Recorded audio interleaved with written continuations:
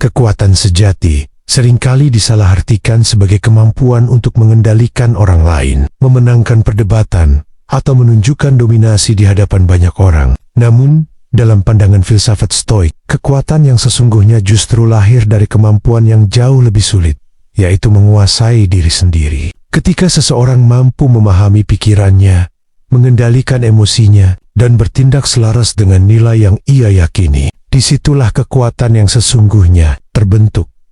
Hari ini kita akan membahas bagaimana seseorang dapat membangun kekuatan batin tersebut, bukan melalui paksaan, bukan melalui kemarahan, melainkan melalui kesadaran, pengendalian diri, dan kejujuran terhadap diri sendiri. Apa yang akan dibahas mungkin terasa sederhana, tetapi jika benar-benar dipahami dan diterapkan, dampaknya dapat mengubah cara seseorang menghadapi kehidupan dan hubungan dengan orang lain. Pertama, kepercayaan diri yang berakar pada pemahaman diri. Kepercayaan diri merupakan fondasi utama dari sikap yang kuat dan bermartabat. Namun kepercayaan diri yang dimaksud di sini bukanlah keyakinan kosong bahwa seseorang selalu benar atau tidak pernah gagal. Sebalik, kepercayaan diri yang sehat muncul dari pemahaman yang jujur tentang siapa diri kita sebenarnya, termasuk kemampuan, kelemahan, dan batasan yang kita miliki. Filsuf Stoik seperti Epictetus mengajarkan bahwa kehidupan menjadi lebih tenang ketika kita memusatkan perhatian pada hal-hal yang berada dalam kendali kita. Cara kita berpikir, sikap yang kita pilih, dan tindakan yang kita ambil adalah wilayah yang sepenuhnya menjadi tanggung jawab kita. Ketika seseorang memahami hal ini, ia tidak lagi sibuk mencari pengakuan dari luar, karena ia telah memiliki pijakan yang kuat di dalam dirinya sendiri. Orang yang benar-benar percaya pada dirinya tidak merasa perlu membuktikan sesuatu secara berlebihan. Ia tidak mudah tersulut oleh kritik, tidak goyah oleh penilaian orang lain, dan tidak kehilangan arah ketika menghadapi kesulitan. Kepercayaan diri seperti ini tumbuh dari refleksi diri yang mendalam, proses mengenal diri, menerima kekurangan, dan terus memperbaiki diri tanpa harus merendahkan orang lain. Kedua, pengendalian emosi sebagai bentuk kekuatan batin. Salah satu tanda kekuatan batin yang paling nyata adalah kemampuan untuk tetap tenang ketika situasi menjadi sulit. Dalam dunia yang penuh tekanan dan reaksi cepat, banyak orang terbiasa merespons dengan emosi. Kemarahan, kekecewaan, dan frustrasi seringkali muncul sebelum pikiran sempat bekerja dengan jernih. Stoicisme mengajarkan bahwa emosi bukanlah musuh, tetapi sesuatu yang harus dipahami dan diarahkan. Ketika seseorang mampu mengamati emosinya tanpa langsung bereaksi, ia menciptakan jarak antara perasaan dan tindakan. Di dalam jarak inilah kebijaksanaan muncul. Orang yang mampu menjaga ketenangan seringkali terlihat sebagai sosok yang kuat secara alami, bukan karena ia tidak memiliki emosi, tetapi karena ia tidak dikuasai olehnya. Dalam situasi konflik, ketenangan menjadi kekuatan yang menenangkan keadaan. Alih-alih memperbesar masalah, ia justru menjadi pusat stabilitas yang membuat orang lain merasa aman.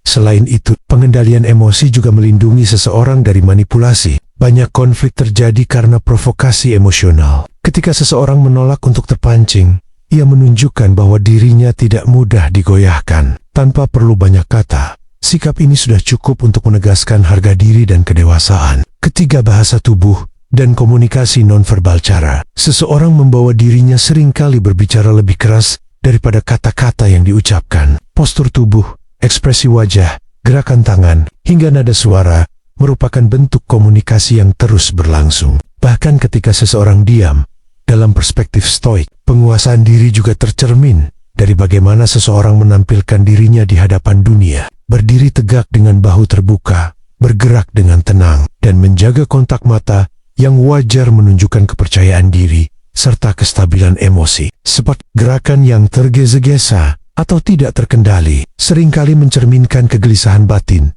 Nada suara juga memainkan peran penting. Suara yang tenang namun tegas mencerminkan kejernihan pikiran dan keyakinan. Berbicara tanpa terburu-buru menunjukkan bahwa seseorang tidak dikendalikan oleh emosi atau kebutuhan untuk mendominasi percakapan. Dalam Stoicisme, kebijaksanaan seringkali terlihat dari kesederhanaan cara berbicara. Namun semua ini tidak berarti apa-apa tanpa keaslian. Bahasa tubuh yang kuat tetapi tidak selaras dengan karakter hanya akan terasa kosong. Ketika sikap luar dan nilai dalam diri selaras, seseorang memancarkan kehadiran yang tulus. Orang lain dapat merasakan kejujuran ini Dan dari sanalah rasa hormat muncul secara alami. Keempat, kehadiran yang sadar. Ada orang-orang yang kehadirannya langsung terasa, bahkan tanpa banyak bicara. Hal ini bukan karena mereka berusaha menarik perhatian, tetapi karena mereka benar-benar hadir di momen tersebut. Mereka mendengarkan dengan penuh perhatian, merespons dengan sadar, dan tidak terpecah oleh pikiran lain. Kehadiran yang sadar berarti memberikan perhatian penuh pada apa yang sedang terjadi saat ini, tidak terjebak dalam kekhawatiran masa depan atau penyesalan masa lalu. Ketika seseorang hadir sepenuhnya, interaksinya menjadi lebih bermakna, kata-katanya terasa tepat, dan tindakannya terlihat selaras dengan situasi orang lain secara alami. Menghargai seseorang yang benar-benar mendengarkan. Dalam dunia yang penuh distraksi, perhatian menjadi sesuatu yang langka. Ketika Anda memberikan perhatian yang tulus, Anda menunjukkan penghormatan tanpa perlu mengatakannya. Secara langsung, kehadiran seperti ini juga memperkuat ketenangan batin. Pikiran yang terfokus tidak mudah terganggu oleh hal-hal kecil. Seseorang menjadi lebih stabil, lebih bijaksana dalam mengambil keputusan, dan lebih mampu melihat situasi secara objektif.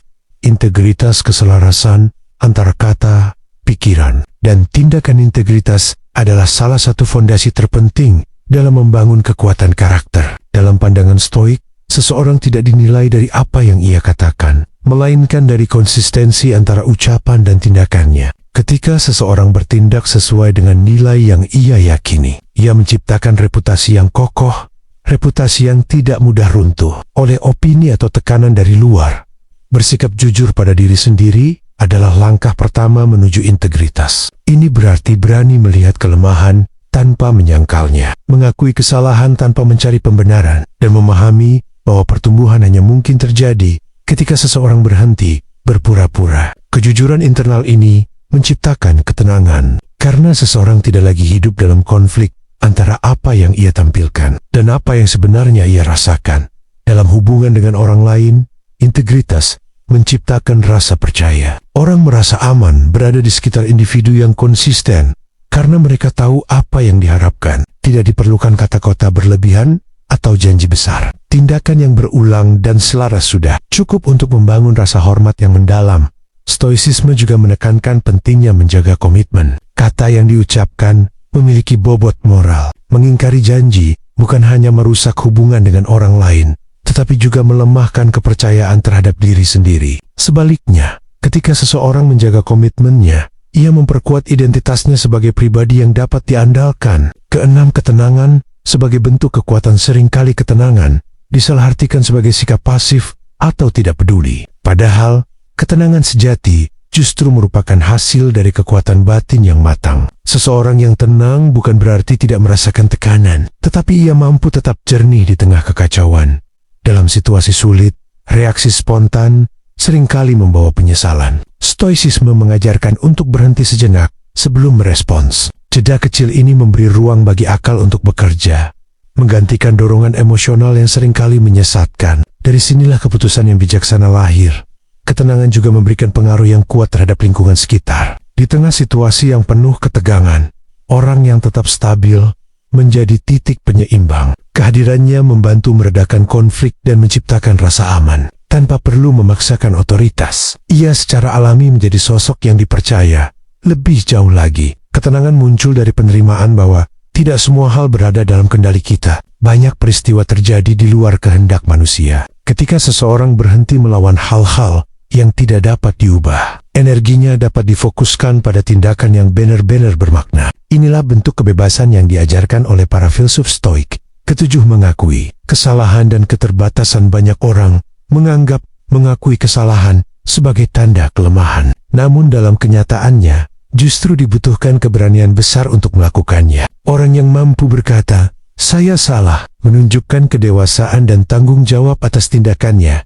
Mengakui kesalahan membuka ruang bagi pertumbuhan. Tanpa pengakuan, seseorang akan terus mengulang pola yang sama. Dengan menerima kesalahan, ia dapat belajar, memperbaiki diri, dan menjadi lebih bijaksana dalam menghadapi situasi serupa di masa depan. Stoicisme melihat keterbatasan sebagai bagian alami dari kehidupan manusia. Tidak ada individu yang sempurna, dan menyadari hal ini justru membebaskan seseorang dari tekanan untuk selalu terlihat benar. Kerendahan hati seperti ini menciptakan hubungan yang lebih sehat. karena orang lain merasa berinteraksi dengan manusia yang nyata, bukan dengan citra yang dibuat-buat. Selain itu, keterbukaan terhadap kekurangan juga mendorong lingkungan yang lebih jujur. Ketika seseorang berani menunjukkan kerentanannya, orang lain pun merasa aman untuk melakukan hal yang sama. Hubungan menjadi lebih tulus, dan proses belajar terjadi secara bersama-sama.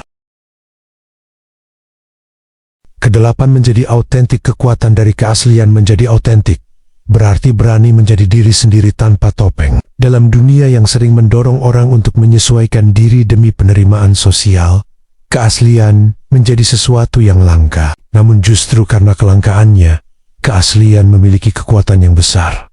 Ketika kata-kata, tindakan, dan nilai seseorang selaras, ia memancarkan kepercayaan yang alami. Orang lain tidak merasa sedang menghadapi peran atau kepura-puraan, melainkan seseorang yang jujur terhadap dirinya sendiri. Keaslian seperti ini menciptakan hubungan yang lebih dalam dan bermakna. Stoicisme tidak mengajarkan untuk menjadi keras atau dingin, melainkan untuk hidup sesuai dengan prinsip yang diyakini. Ini berarti menerima diri dengan segala kelebihan dan kekurangan, sambil terus berusaha menjadi versi yang lebih baik. Keaslian bukan berarti berhenti berkembang, tetapi berkembang tanpa kehilangan jati diri. Kesembilan, mendengarkan sebagai bentuk kebijaksanaan. Sering kali orang ingin didengar, tetapi sedikit yang benar-benar mau mendengarkan. Dalam filsafat Stoik, kemampuan untuk mendengarkan dianggap sebagai bentuk kebijaksanaan. Dengan mendengarkan, seseorang memperoleh pemahaman yang lebih luas sebelum mengambil keputusan. Mendengarkan dengan penuh perhatian membantu menghindari konflik yang tidak perlu. Banyak kesalahpahaman terjadi karena orang terburu-buru merespons tanpa benar-benar memahami maksud lawan bicara. Ketika seseorang memberi ruang bagi orang lain untuk berbicara, ia menunjukkan rasa hormat sekaligus memperkuat kualitas hubungannya. Selain itu, mendengarkan melatih kesabaran. Kesabaran memungkinkan seseorang melihat situasi secara lebih utuh, menangkap nuansa yang sering terlewat, dan merespons dengan cara yang lebih bijaksana. Dalam jangka panjang, sikap ini membangun reputasi sebagai pribadi yang tenang dan dapat dipercaya. Kesepuluh, ketangguhan mental. Tetap berdiri di tengah tekanan. Ketangguhan mental bukan berarti seseorang tidak pernah merasa lelah, takut, atau ragu. Ketangguhan justru lahir dari kemampuan untuk tetap melangkah meskipun parasan-parasan itu hadir. Dalam pandangan Stoik, kehidupan tidak dapat dihindarkan dari kesulitan. Tantangan, kehilangan, dan kegagalan merupakan bagian alami dari perjalanan manusia.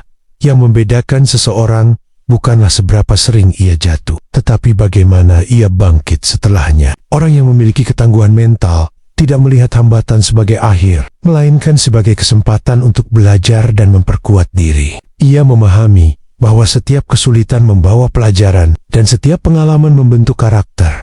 Ketangguhan juga berkaitan dengan cara seseorang memaknai peristiwa. Ketika seseorang berhenti melihat dirinya sebagai korban keadaan, ia mulai mengambil kembali kendali atas hidupnya. Ia menyadari bahwa meskipun tidak semua peristiwa bisa dipilih, cara merespon selalu berada dalam kendalinya. Kesadaran inilah yang menciptakan kekuatan yang stabil dan tidak mudah runtuh. Kesebelas, stabilitas karakter dan kepemimpinan alami. Seseorang yang mampu menguasai dirinya sendiri seringkali menjadi pemimpin tanpa harus mengklaim posisi tersebut. Kepemimpinan alami muncul dari konsistensi, ketenangan, dan kejelasan sikap. Orang lain cenderung mengikuti mereka yang tidak mudah panik, yang mampu berpikir jernih ketika situasi menjadi sulit. Dalam lingkungan kerja maupun kehidupan sosial, stabilitas karakter memberikan rasa aman bagi orang lain. Ketika seseorang dikenal sebagai pribadi yang tidak mudah berubah karena tekanan emosi atau opini sesaat, kehadirannya menjadi sumber kepercayaan. Ia tidak perlu meninggikan suara untuk didengar, karena tindakannya sudah berbicara dengan sendirinya. Stoicisme mengajarkan bahwa kepemimpinan sejati dimulai dari memimpin diri sendiri. Mengatur emosi, menjaga prinsip, dan bertindak dengan kesadaran adalah bentuk kepemimpinan paling mendasar. Dari sana, pengaruh terhadap orang lain muncul secara alami, bukan melalui paksaan. Ke-12, menghargai proses. Bukan sekadar hasil. Salah satu sumber kegelisahan manusia modern adalah obsesi terhadap hasil. Banyak orang mengukur nilai dirinya berdasarkan pencapaian eksternal, pengakuan, status, atau keberhasilan yang terlihat. Stoicisme menawarkan sudut pandang yang berbeda. Fokuslah pada proses dan kualitas tindakan. Ketika seseorang memberikan perhatian penuh pada apa yang bisa ia lakukan hari ini. Ia membebaskan dirinya dari kecemasan berlebihan terhadap masa depan. Hasil memang penting, tetapi hasil seringkali dipengaruhi oleh banyak faktor di luar kendali kita. Yang sepenuhnya berada dalam kendali adalah usaha, niat, dan integritas dalam bertindak. Pendekatan ini menciptakan ketenangan yang mendalam. Seseorang tidak lagi merasa gagal hanya karena hasil tidak sesuai harapan. Selama ia telah bertindak dengan benar, ia tetap memiliki alasan untuk merasa damai. Dalam jangka panjang, sikap seperti ini justru menghasilkan keberhasilan yang lebih berkelanjutan. Ke-13, menghadapi dunia tanpa kehilangan diri sendiri. Dunia seringkali mendorong manusia untuk bereaksi cepat, mengikuti arus, dan menyesuaikan diri demi diterima. Namun tanpa kesadaran, seseorang bisa kehilangan arah dan hidup berdasarkan ekspektasi orang lain. Stoicisme mengingatkan bahwa kebebasan sejati datang dari kemampuan untuk tetap setia pada nilai diri sendiri. Menguasai diri bukan berarti menutup diri dari dunia, tetapi berinteraksi dengan dunia tanpa kehilangan pusat kendali di dalam diri. Seseorang tetap terbuka terhadap perubahan, tetapi tidak mudah terbawa oleh tekanan eksternal. Ia mampu mendengarkan, mempertimbangkan, dan memilih dengan sadar. Ketika seseorang mencapai titik ini, hidup menjadi lebih sederhana. Konflik yang tidak perlu berkurang, keputusan menjadi lebih jelas, dan hubungan dengan orang lain menjadi lebih sehat. Ia tidak lagi mencari kemenangan dalam setiap situasi, melainkan mencari kebenaran dan keseimbangan pada akarnya. Kekuatan sejati bukanlah sesuatu yang perlu dipamerkan. Ia terlihat dalam ketenangan saat menghadapi provokasi, dalam kejujuran saat mengakui kesalahan, dan dalam konsistensi menjalani nilai yang diyakini. Kekuatan ini tidak selalu mencolok, tetapi dampaknya terasa dalam setiap interaksi. Orang yang menguasai dirinya tidak perlu mendominasi orang lain untuk dihormati. Kehadirannya saja sudah cukup untuk menciptakan rasa percaya. Ia memahami bahwa hidup bukan tentang mengendalikan dunia, melainkan tentang mengendalikan respons terhadap dunia. Dan ketika seseorang mampu melakukan itu, tetap tenang di tengah kekacauan, tetap jujur di tengah tekanan, dan tetap menjadi dirinya sendiri di tengah tuntutan, maka ia telah menemukan bentuk kekuatan yang paling langka sekaligus paling bertahan lama.